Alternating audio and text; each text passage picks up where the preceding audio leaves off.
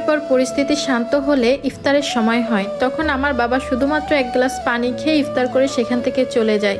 সেদিন নিজেকে এত অসহায় মনে হচ্ছিল, আমার বাবাটাকে একটু ভালো মন্দ রেঁধেও আমি খাওয়াতে পারলাম না। শুধু মনে হচ্ছিল আমার মা বাবা আমাকে জন্ম দিয়ে পাপ করে ফেলেছে। আমার বাবা প্রায় সেদিন 15,000 টাকার ইফতার, 20,000 টাকার মার্কেট করে নিয়ে এসেছিল সবার জন্য, কিন্তু আমার শাশুড়ির এতেও মন ভরেনি। আমার বাবা মোট 12 পদের আইটেম নিয়ে এসেছিল ইফতারির জন্য, কিন্তু ছোলা বুট কেন আনলো না এটা নিয়েও খুদ ধরে তারা। এরপর রোজার ঈদে আমি মাত্র 5 দিনের জন্য বাবার বাড়িতে বেড়াতে আসি। আমার হাজবেন্ড 2 দিন থেকেই তার বাসায় চলে যায়। উনি যাওয়ার পরপরই আমাকে কল দিতে থাকে আর বলে, মা অনেক অসুস্থ হয়ে পড়েছে, তুমি কবে বাসায় আসবা, তার একা থাকতে অনেক কষ্ট হচ্ছে। আর এদিকে আমার বাবা বলতেছে আমাকে আর যেতে দিবে না। যেদিন ওই ছেলে বউয়ের ভরণ পোষণ দিতে পারবে, বউকে আলাদা রাখতে পারবে, সেদিন যেতে দিবে। দরকার পড়লে বেকার ছেলেকে বসে বসে ভাত খাওয়াবে। আর আমি যদি নিজে থেকে যাই তাহলে আমার বাবা আমার সাথে আর কোনো যোগাযোগ রাখবে না, কারণ তার চোখের সামনে তার মেয়ের এত কষ্ট সে সহ্য করতে পারতেছে না। এসব ভেবে ভেবে আমি ডিপ্রেশনে চলে যাচ্ছি। দিন দিন পাগল মনে হয় নিজেকে। আমি যে কি করব আমি নিজেও বুঝে উঠতে পারতেছি না।